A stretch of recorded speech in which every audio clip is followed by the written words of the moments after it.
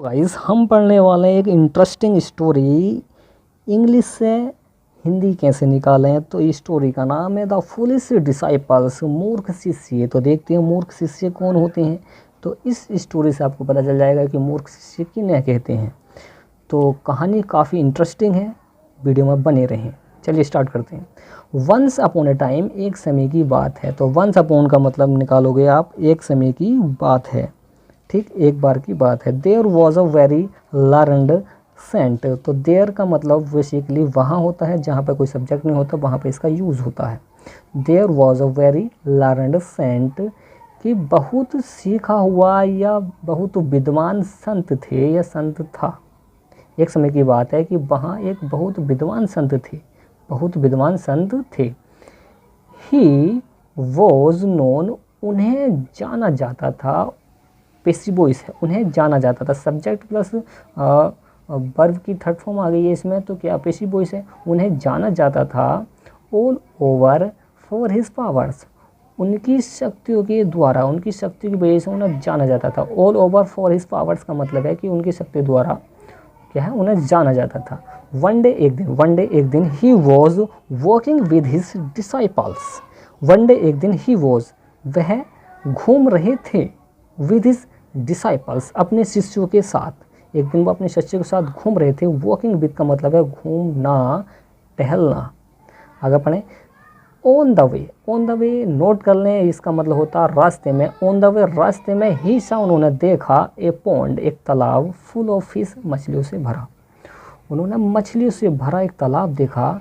He stopped there, वह वहाँ रुक गए। पास्ट का इंडेफिनिट है, वह वहाँ रुक गए। ही कॉट, उन्होंने पकड़ी, सम फिश, कुछ मछलियाँ, एंड पुट देम, और उन्हें मुंह में रख लिया। हिज माउथ, देखिए हिज कहीं पे भी आ जाए किसी स्टोरी में तो उसका हिंदी मतलब निकालना अपने, ठीक। तो ही कोट सम फिश, उन्होंने कुछ मछलियाँ पकड़ी, एंड पुट इन, और पुट इन जो है अच्छी फ्रेजल वर्ब है। पुट इन का मतलब होता है रखना। उन्होंने अपने मुंह में रख ली क्या, वो मछलियाँ। The disciples did the same. The disciples का मतलब है कि उनके जो शिष्य हैं, जिनके बारे में बात चल रही है, वो शिष्य या उन शिष्यों ने भी ऐसा किया। द सेम का मतलब बिल्कुल ही ऐसा किया, एग्जैक्ट जैसे उन्होंने किया था। आगे पढ़ें। द सेंट सेड, सेंट मतलब जो संत थे, जो विद्वान थे, संत थे, उन्होंने कहा, उन्होंने नथिंग टू देम, उन्होंने उनसे कुछ नहीं कहा। नथिंग का मतलब कुछ नहीं, संत ने उनसे कुछ नहीं कहा। एंड और after some time moved ahead, और कुछ समय बाद, आफ्टर सम टाइम कुछ समय बाद, मूव्ड अहेड, मूव्ड अहेड को नोट कर लें, अच्छा वर्ड है। मूव्ड अहेड का मतलब आगे बढ़े, मूव्ड का मतलब बढ़ना, अहेड मतलब आगे, तो वो मूव्ड अहेड आगे बढ़े। देन तब दे रिच्ड एनोदर, देन तब वे रिच्ड, वे पहुंच गए। रिच्ड का मतलब होता है पहुंच जाना। वे पहुंच गए एनोदर पॉन्ड, एक दूसरे तालाब पर पहुंच गए। दे वर नो फिश, उसमें कोई मछली नहीं थी। दे वर नो फिश, वहाँ कोई मछली नहीं थी, मतलब दूसरे तालाब में जहाँ पहुँचे हैं उसमें कोई मछली नहीं थी। The saint stood near the water, the saint वो जो संत थे, स्टूड नियर वो खड़े हो गए, द वाटर पानी के पास, पानी के पास वो खड़े हो गए। एंड और थ्रू आउट होता फेंक दिया, द फिश मछली को, तो मछली को उन्होंने फेंक दिया। विच ही हैड स्वालर्ड, स्वालर्ड का मतलब जो निगल गए थे, तो उन्होंने उस मछली को फेंक दिया जो निगल गए थे। The fish were alive, the fish वो मछलियाँ जो उन्होंने खाई थी, वर अलाइव वो अब भी जिंदा थी। एंड स्वैम, वो तैरने लगी। स्वैम का मतलब तैरना। अबाउट हैप्पीली, खुशी से। तो मछलियाँ जिंदा थीं और वो खुशी से तैरने लगी तालाब में। जब उनको फेंक दिया तो वो तैरने लगी। तो यहाँ पर देखिए तैर रही हैं, और ये जो गंजे हैं ये डिसाइपल्स हैं, इनके शिष्य हैं। ओके, आगे पढ़ें।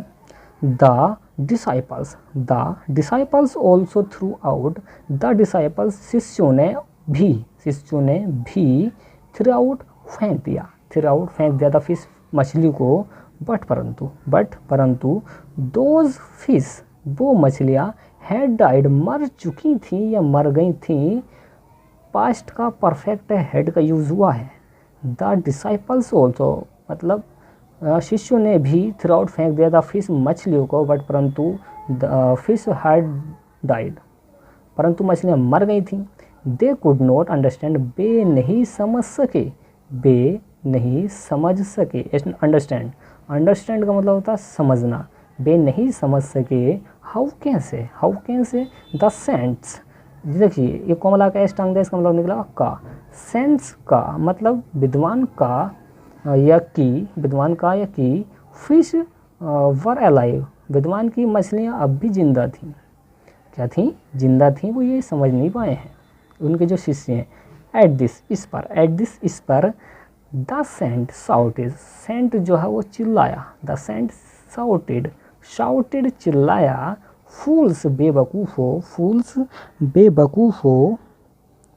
When you didn't know how to keep the fish alive, when जब तुम नहीं जानते हाउ टू कैसे कीप द फिश अलाइव, मछलियों को कैसे जिंदा रखा जाता है।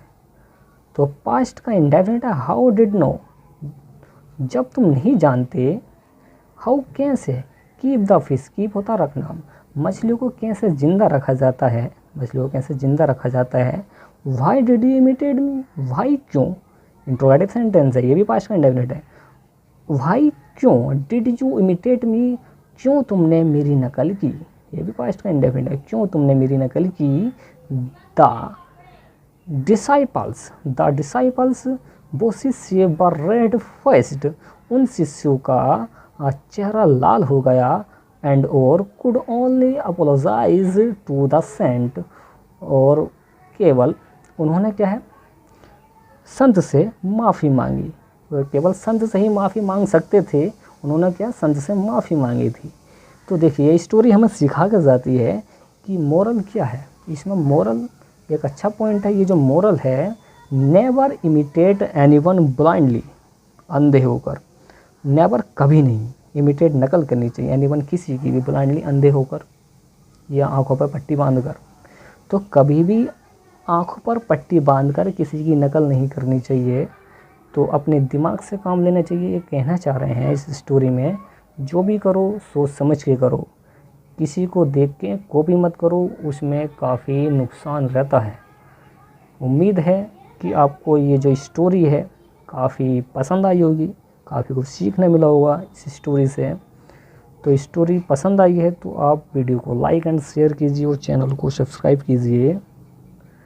थैंक्स फॉर वॉचिंग, फिर मिलेंगे नेक्स्ट वीडियो में।